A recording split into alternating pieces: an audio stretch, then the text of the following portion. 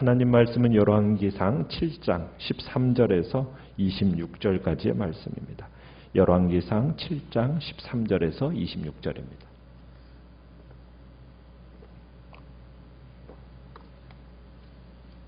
열왕기상 7장 13절입니다.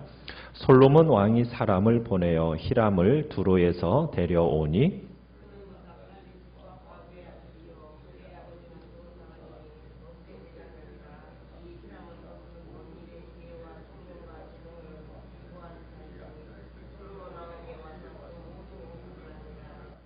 그가 놋기둥 둘을 만들었으니 그 높이는 각각 18규빗이라 각각 12규빗 되는 줄을 두를만 하며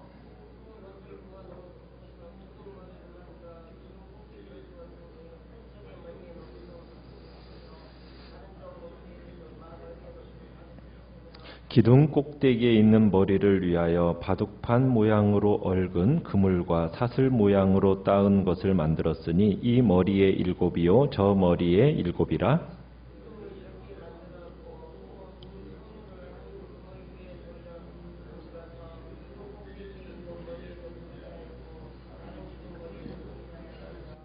주랑 기둥 꼭대기에 있는 머리에 4규빗은 백합화 모양으로 만들었으며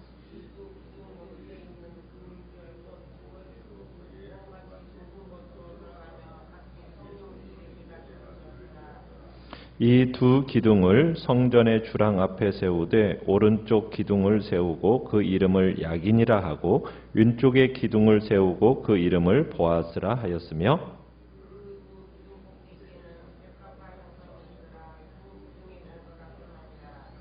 또 바다를 부어 만들었으니 그 직경이 10규빗이요 그 모양이 둥글며 그 높이는 5규빗이요 주위는 30규빗 줄을 두를만 하며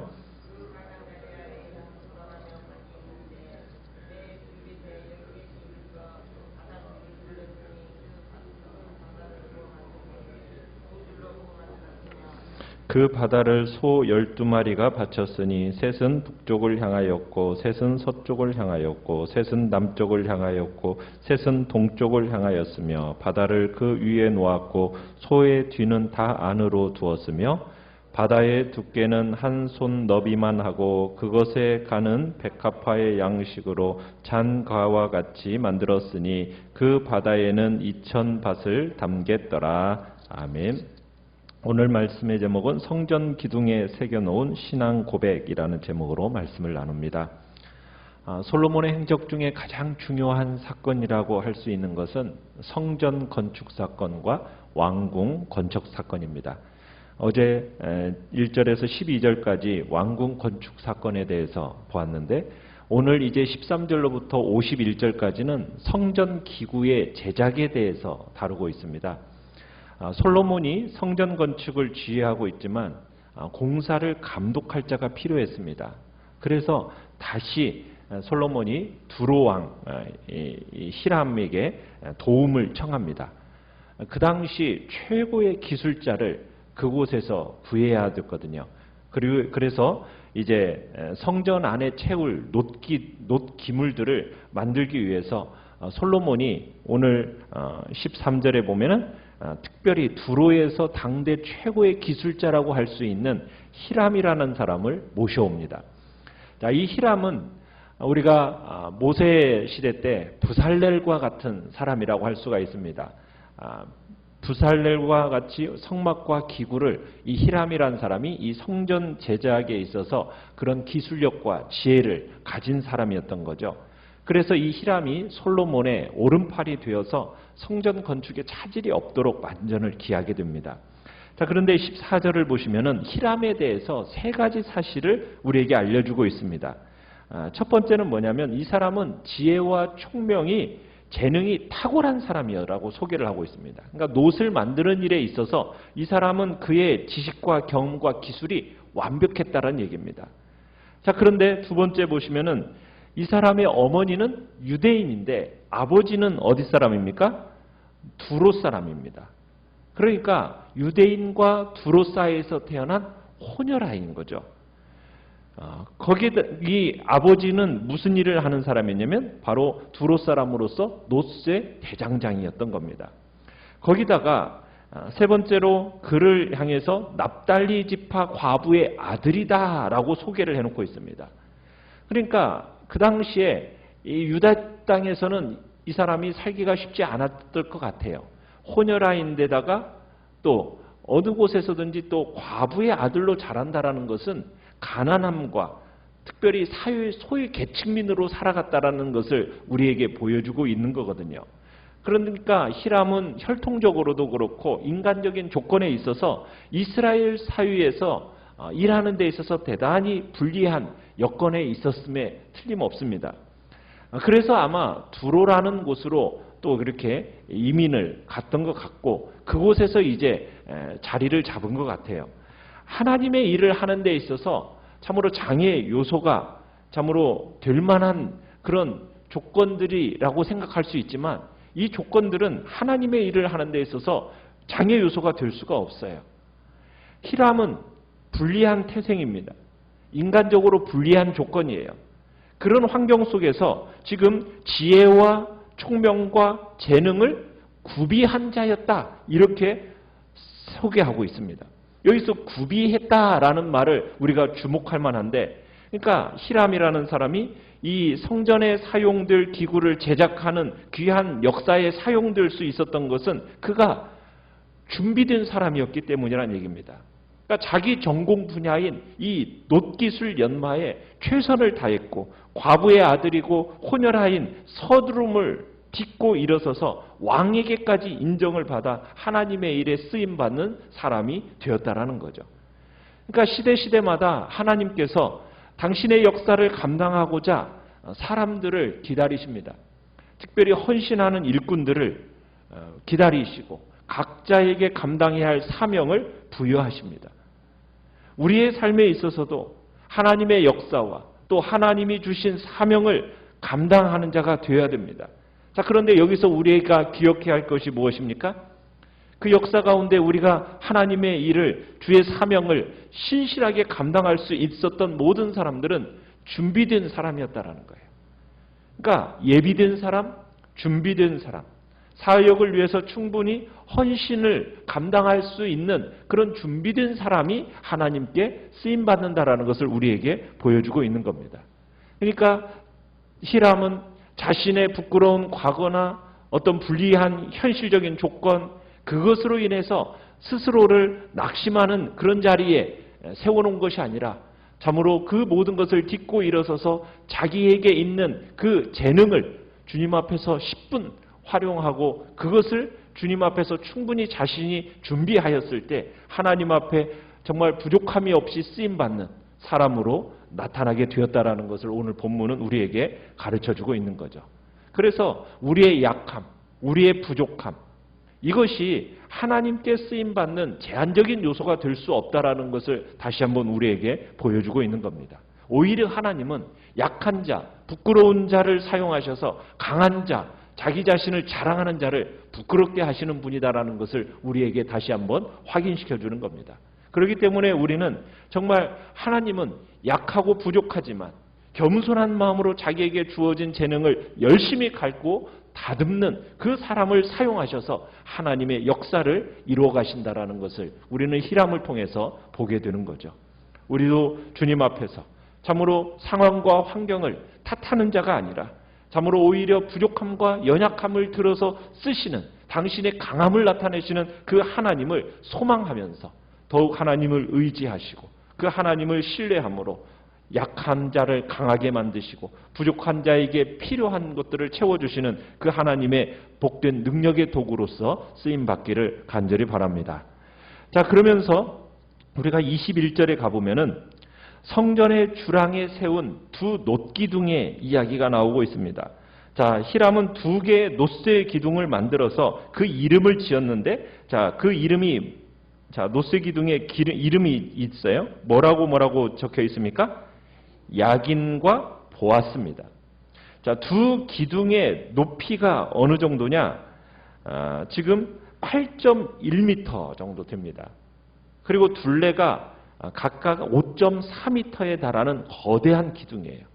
그런데 이 기둥은 성전 건물을 지탱하는 기둥이 아닙니다. 그냥 성전 전면에다가 독립적으로 세워져 있는 기둥이에요. 그래서 이 보통 기둥 같으면 무슨 건물을 지탱하는, 받치는 기능으로 생각하는데 이 성전에 세워진 이 두 기둥은 건물을 받치는 기둥이 아니라 그냥 기둥만 세워놓은 겁니다.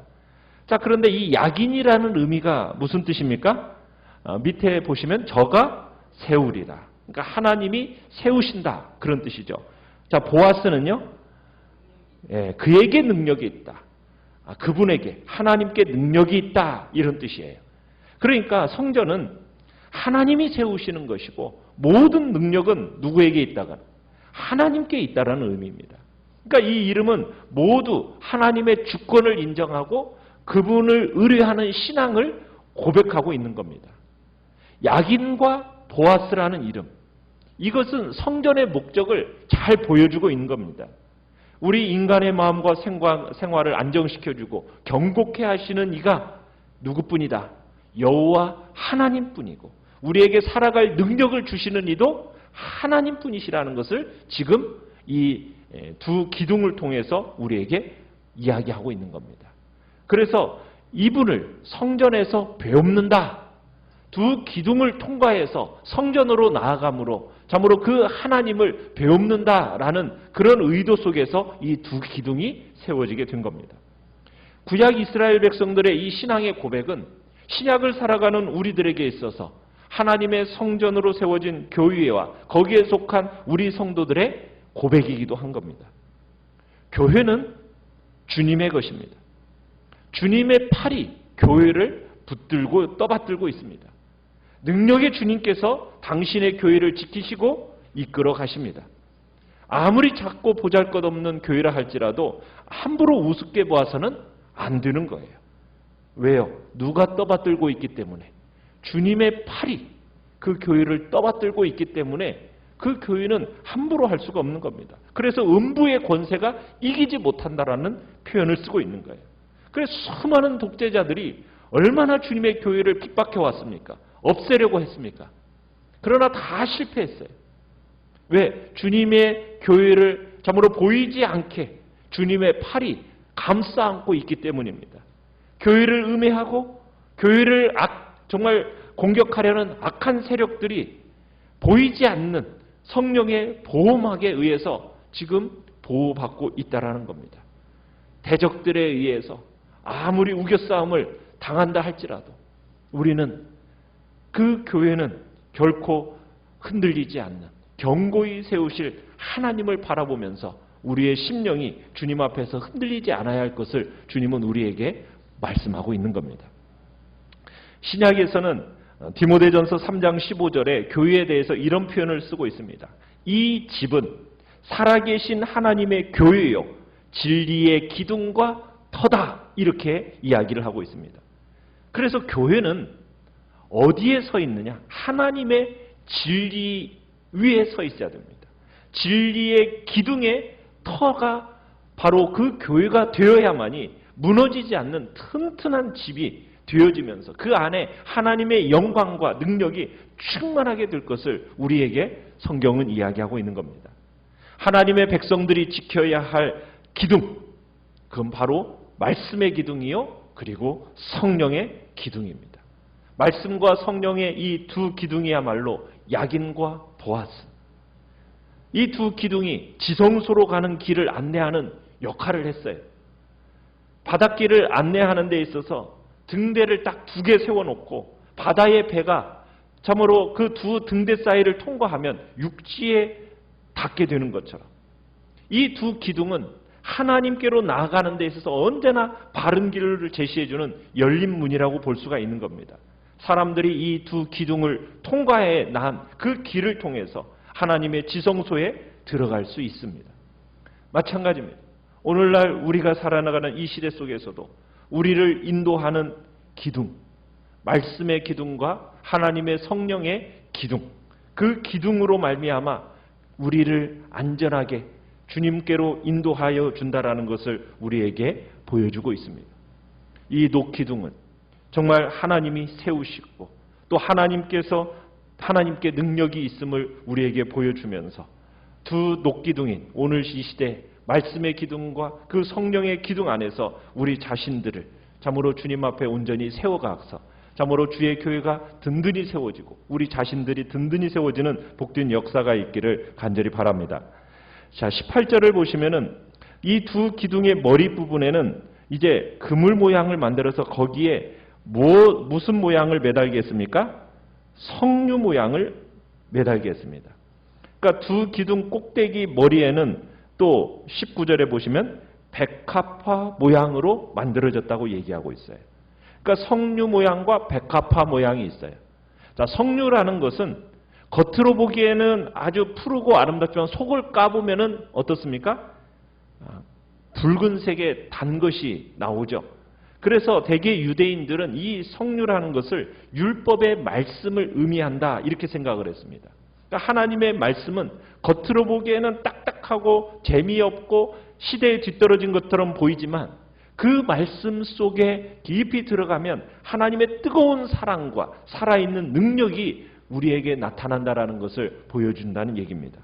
또 백합화 모양을 얘기하고 있습니다. 백합화는 힘과 영광을 상징하는 겁니다.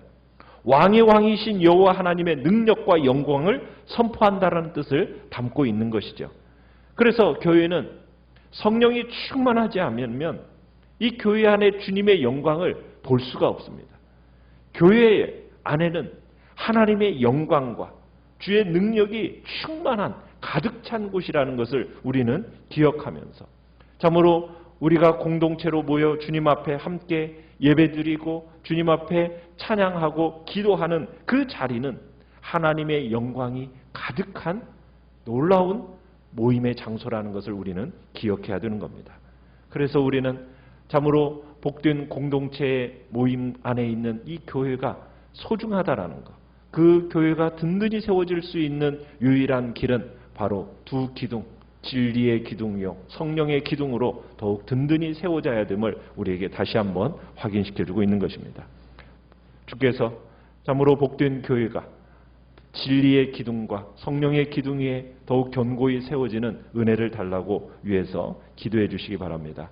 참으로 모여지기가 힘들어가는 이 시대 속에서 참으로 각자의 자리에서 이제 참으로 주님 앞에 영상으로 예배를 드려야 하는 시대가 참으로 도래했는데 그 속에서 우리는 하나님 앞에 정말 그 자리가 함께 교통하는 자리가 될 수 있도록 또한 기도하시고 속히 함께 모여 주님 앞에 예배드릴 수 있는 복된 날이 올 수 있도록 또한 기도해 주시기 바랍니다. 주의 은혜가 또 우리에게 풍성하게 나타나기를 소원하면서 이 시간 주님 앞에 기도하시길 바랍니다.